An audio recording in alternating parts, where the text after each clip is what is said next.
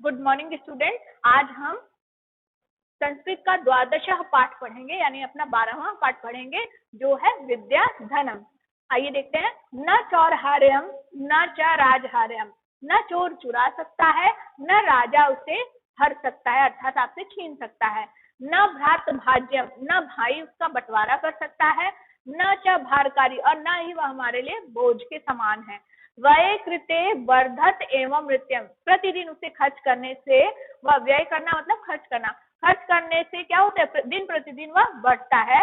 विद्या धनम सर्वधनम प्रधानम, इस विद्या रूपी जो धन है वह सभी धनों में प्रधान है। क्यों प्रधान है, देखिए फिर से, कि ऐसे विद्या रूपी धन को न तो चोर चुरा सकता है, न राजा उसको छीन सकता है, न भाई उसे बांट सकता है, न वह हमारे लिए बोझ के समान होती है।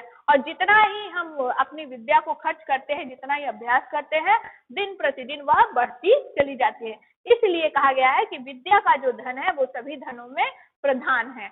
आगे देखिए, विद्या नाम नरस्य रूपम अधिकम प्रच्छन्न गुप्तम धनम, विद्या जो है मनुष्य की सुंदरता को बढ़ाता है।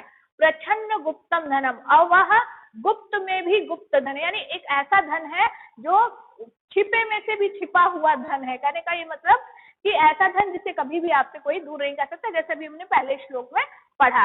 तो विद्या से मनुष्य की सुंदरता और बढ़ती है, और वह हमारे पास छिपे हुए धन के समान रहता है। विद्या भोगकारी यश, विद्या भोगकारी है, यश सुखकारी, विद्या से यश मिलता है और सुखकारी है, वह हमारे लिए सुख भी देती है। विद्या गुरु नाम गुरु, विद्या क्या है, गुरुओं की भी गुरु है। विद्या बंधु जनो विदेश गमने विद्या परा देवता, विद्या ही हमारा सही बंधु है, ठीक है, विद्या ही हमारा परम बंधु है। विदेश जाने पर विद्या ही हमारा क्या है, विद्या ही हमारा मित्र है। परा देवता विद्या राजा सुपूज्यते, न ही धनम विद्या विहीनम पुरुष, विद्या क्या होती है, राजाओं द्वारा पूजी जाती है, ना कि धन, धन को की पूजा नहीं की जाती, विद्या की क्या है, राजाओं के द्वारा पूजी जाती है। और विद्या विहीन पुरुष, और जिसके पास विद्या नहीं होती, ऐसा जो व्यक्ति होता है वह किसके समान होता है, पशु के समान होता है।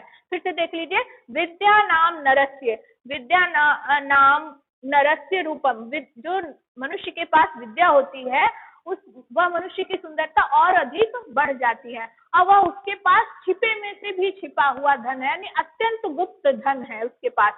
विद्या भोगकारी है, यश देती है, सुखकारी है, और विद्या गुरुओं की भी गुरु है। विद्या बंधु जनो विदेश गमने, विद्या ही बंधु है, और विदेश जाने पर ही वह हमारा मित्र की तरह हमारा सहयोग करती है। विद्या राजा की पूजते, राजाओं द्वारा विद्या पूजी जाती है, ना कि धन को पूजा जाता है। और विद्या विहीन पशु, अब विद्या विहीन क्या होता है, यानी जिसके पास विद्या ना हो ऐसा व्यक्ति क्या होता है, पशु के समान होता है। आगे देखिए,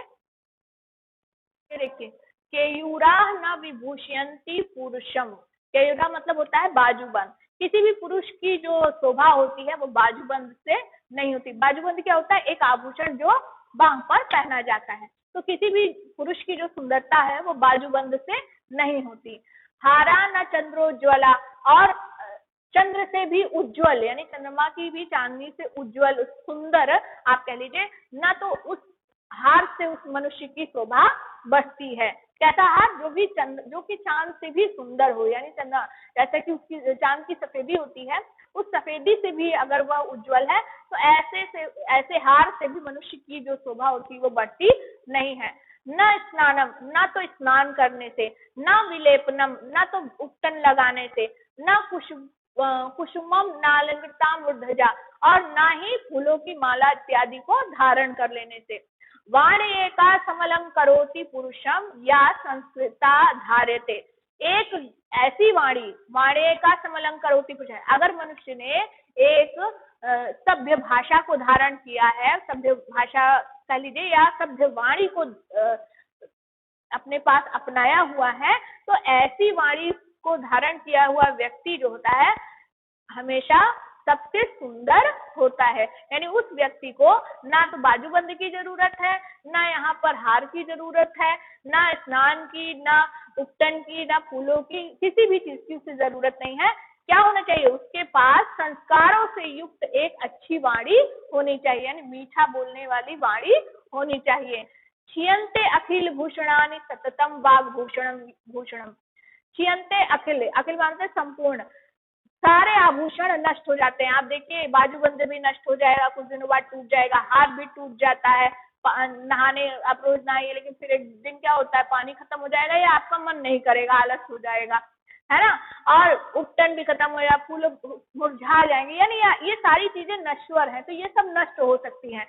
लेकिन वाग भूषणम, वाणी रूपी जो आभूषण मनुष्य के पास है वह कभी भी नष्ट नहीं होता। यानी अगर कोई व्यक्ति विनम्रता से बात करता है, विनम्रता उसकी वाणी में झलकती है, तो वह व्यक्ति ही सबसे अच्छा होता है। उसे किसी अन्य आभूषण की जरूरत नहीं है अपनी सुंदरता को बढ़ाने के लिए, अगर केवल उसके पास सुंदर मीठी सरस वाणी है। अगला देखिए, विद्या नाम नरस्य कीर्तिरुत्तुला भागक्षये चाश्रयः धेनु काम दुधा रतिश्च विरहे नेत्रम तृतीयम च सा सत्कार्यातनम कुलस्य महिमाम रत्नैर्विरा विरना भूषणम तस्मादु मुनुपेक्ष्य सर्व विषयम विद्याधिकारम कुरु। विद्या नाम नरस्य, जो मनुष्य के पास विद्या है, कीर्ति तुला भाग क्षय आश्रय, यानी मनुष्य को विद्या ही क्या दिलाती? कीर्ति अर्थात यश दिलाती है। भाग क्षय आश्रय, और भाग्य नष्ट होने पर वही उसका आश्रय है। कहने का मतलब, मान लीजिए कि किसी व्यक्ति का भाग्य खराब हो, लेकिन उसके पास यदि विद्या है तो वह कोई ना कोई अपने रहने का स्थान बना ही लेगा, स्थान ढूंढ ही लेगा। तो वही यहाँ पर कह रहा है कि विद्या से ही यश मिलता है, और भाग्य खराब होने पर वही उसको आश्रय देती है, उसको सहारा देती है। आगे देखिए, धेनु काम दुधा रतिश्च। धेनु काम दुधा अर्थात कामधेनु नामक गाय है। कामधेनु गाय की क्या विशेषता थी? कि वह सभी इच्छाओं को पूरा करने वाली थी। तो ऐसी जो विद्या है यहाँ पर, वह कामधेनु गाय की तरह है, जो कि मनुष्य की सभी इच्छाओं को पूरा करती है। रतिश्च विरहे, रति माने होता है प्रेम, और जब कभी आपका को दुख हो, आप अलग हो किसी से, तो वही आपको प्रेम प्रदान करती है। नेत्रम तृतीयम च सा, वह हमारे तीसरे नेत्र के समान है। यानी दो आंखों से तो हम सच्चाई को देख ही रहे हैं, चीजों को समझ ही रहे हैं, लेकिन यदि हमें ज्ञान है तो मस्तिष्क में विद्या रूपी तीसरे नेत्र से हम उस सच को और अच्छे से समझ पाते हैं। तत्कार्यतम कुलस्य महिमाम रत्नम विरवाभूषणम, कहने का ये मतलब है कि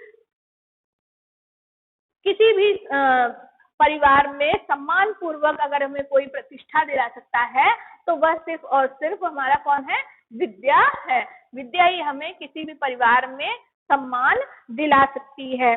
और किसी भी कुल की महिमा को अगर वर्णित करना है तो वहाँ के ज्ञान से, लोग कहते नहीं है अरे वह तो अच्छे खानदान का है, यानी कहने का ये मतलब कि अगर हमें अपने कुल की महिमा का वर्णन करना है तो हमें विद्या को धारण करना पड़ेगा। रत्नन विरना भूषणम, सभी आभूषणों में से सबसे सर्वश्रेष्ठ कौन सा आभूषण है आपका?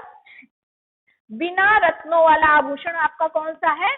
विद्या है। ठीक है, कोई इसमें रत्न नहीं, कोई हीरा मोती नहीं लगा है, लेकिन फिर भी यह आभूषण सभी आभूषणों से उत्तम है। तस्मादन्य मकुपेक्ष सर्व विषयम विद्याधिकारम कुरु, इसलिए हमें क्या करना चाहिए?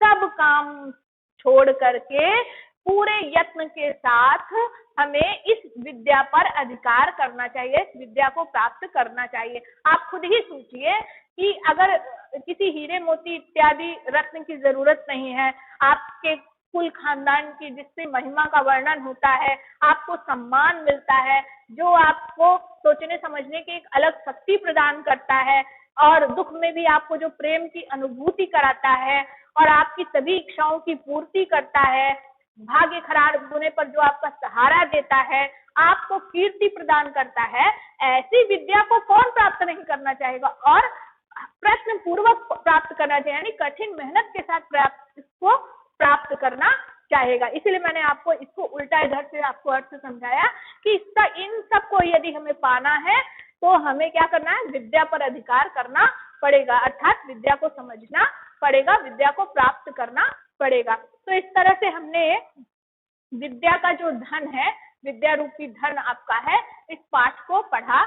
और अब आपको क्या करना है, इन श्लोकों को और अच्छे से घर पे दोहराना है और अपने जीवन में इसे अपनाना है। धन्यवाद।